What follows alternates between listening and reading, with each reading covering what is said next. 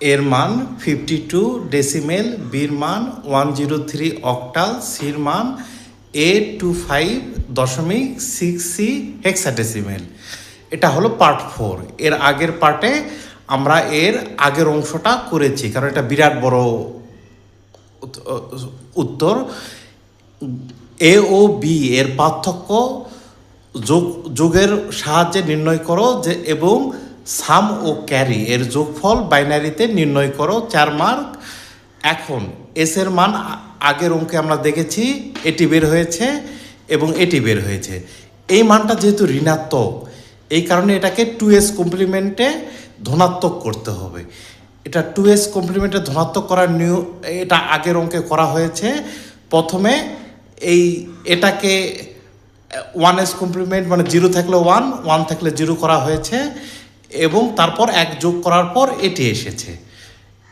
এখন এই দুটির যোগফল 1 1 1 1 0 0 0 1 বাইনারিতে, যেহেতু ডান থেকে বামে 8 বিট রেজিস্টারটা হলো ধনাত্মক, 8 বিট রেজিস্টারটা হলো 1, এটা হলো চিহ্ন বিট। চিহ্ন বিট 1 থাকলে ঋণাত্মক হয়, আর চিহ্ন বিট 0 হলে ধনাত্মক হয়। যেহেতু চিহ্ন বিট 1, সেহেতু ফলাফল ঋণাত্মক, সেহেতু এটাকে আবার 2s কমপ্লিমেন্টে পরিবর্তন করতে হবে। 1 থাকলে 0 করতে হবে, আর 0 থাকলে 1 করতে হবে।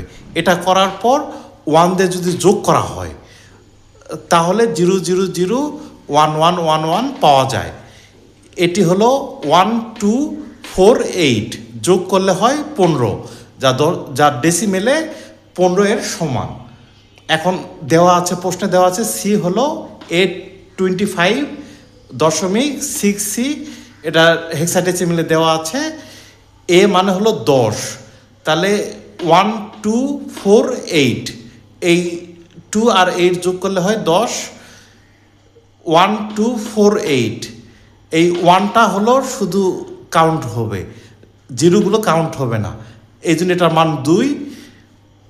5 এর বাইনারি হবে 1 2 4, এই 1 আর 4 যোগ করলে হয় 5, আর 1248, যেহেতু 2 আর 4 আছে, যোগ করলে হয় 6, 1248, 4 আর 8 যোগ করলে হয় 12।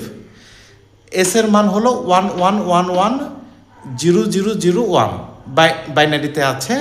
এখন সির মানটা এখানে লিখে এখন এস এর মানটা লিখতে হবে। যেহেতু এস এর দশমিকের পর কোনো সংখ্যা নেই, সেই জন্য সবগুলো 0 দেওয়া হয়েছে, এবং দশমিকের আগের সংখ্যাগুলো লেখার পর এই 4টা ঘরে কিছু নেই, তাই 0 দেওয়া হয়েছে।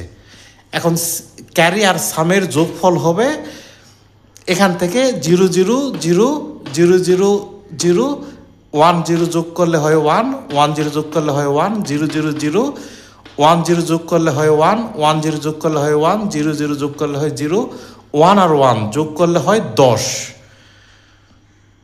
বাইনারিতে হয় 10, হাতে থাকে 1। এই 0 0 সাথে 1 যোগ করলে হয় 1, আবার 1 0 যোগ করলে হয় 1, 0 0 যোগ করলে হয় 0, 0 আর 1 যোগ করলে হয় 1, 1 1 যোগ করলে হয় 10, হাতে থাকে 1, 0 আর হলো এই 1 আছে, 1-এর সাথে 1 যোগ হয়ে 10 হয়, হাতে থাকে 1, 1 আর 1 যোগ করলে 10 হয়, হাতে থাকে 1, 0 সাথে 1 যোগ করলে 1 হয়, এই 0 আর 1 যোগ করলে হয় 1, 0 0 যোগ করলে হয় 0, 0 আর 1 যোগ করলে হয় 1।